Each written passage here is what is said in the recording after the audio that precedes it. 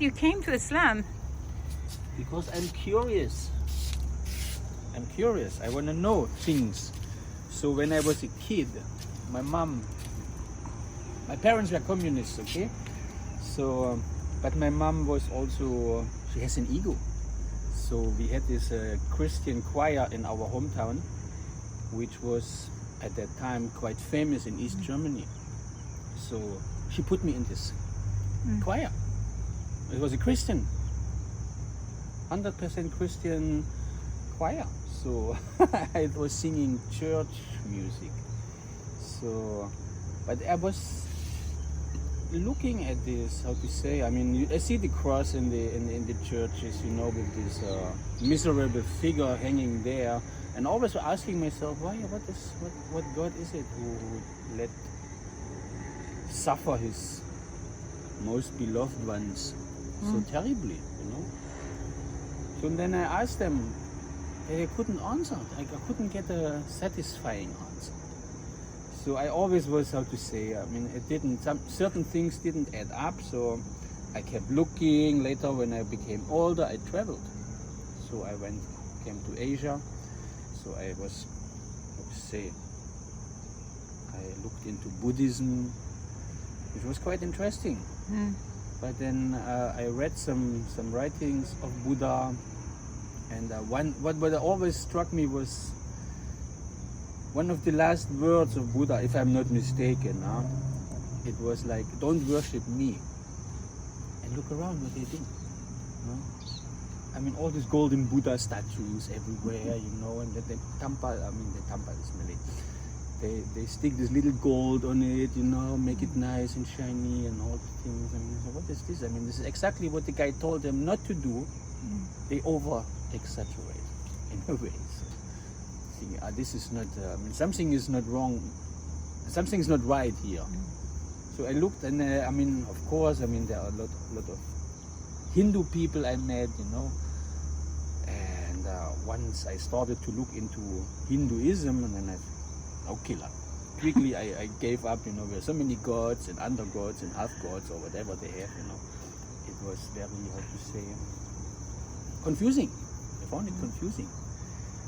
Yeah, and then when I finally I met this Muslim uncle, turns out years later he is part of the family.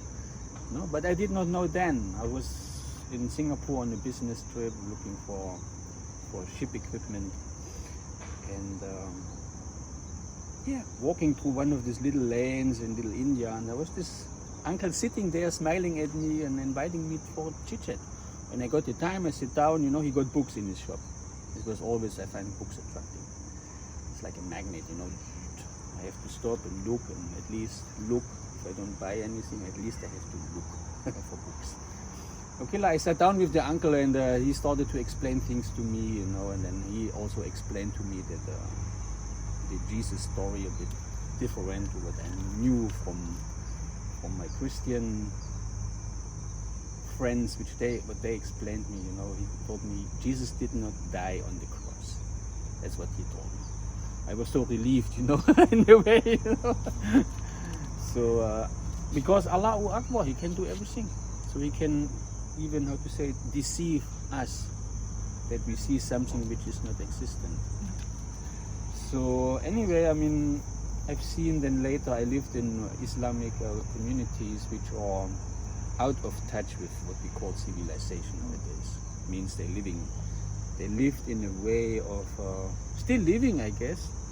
Would like to go check it out without all these modern civilization attributes like roads and TVs and cars and tapped water, you know. I mean, still living. There are still places on this planet where people are living like in, we call it the Middle Ages, which I found very attractive. But life was dictated by the Azan call from the masjid. Yeah? So we go up with the Azan call. I mean, at that time I was not Muslim, but I was living on this one little island in Indonesia. And I go up in the morning with the Azan call. It was still dark. And it was, in the beginning, you know, I was pissed off because I wanted to sleep a bit longer. after a while I got used to it, and I mean, as nowadays I love the Azan call. I mean, how much I have changed myself, you know, to, if I'm looking back, it's quite interesting. So I mean, what I want to say is I lived in these Muslim communities, and it was somehow appealing to me. I found it appealing, the way they lived, you know, simple lifestyle. I mean, there's so many things we surround us with which we do not need, really. You know, so, and it was one of my best times in my life to stay in this place, to make the experience for many months living in this community as a non-believer, foreigner. Yeah. And so it stuck with me, and wherever I go, I mean, I have it's like a reference point. So I'm looking back how they live, how modern way of life is, and if I could decide for myself, I would like to have a time machine, go back in pre-industrial times, just to, I mean, I don't know, I mean, we are living in a very hectic and crazy world nowadays. Everything is driven by, oh, nobody has time anymore. So what brought you to Islam, actually, to Brought me convert? to Islam it was, I don't know, I mean, it's difficult to say. It was a feeling. I just felt that's the right thing. Yeah, and because all my questions got answered.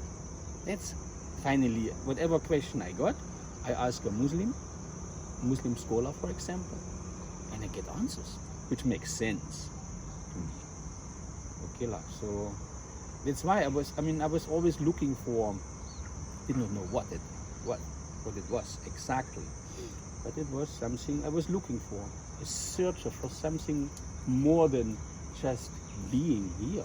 There was more to it. I mean, living in East Germany, growing up with this communist mindset, you know, but it wasn't really fulfilling. There was something more to it, to life. I just had the feeling this is not all. This cannot be everything in life. So that's why I always was looking. I'm reading books since I'm 8 years old. Thousands of books, you know, and So Islam answered. Islam can answer my questions. Sound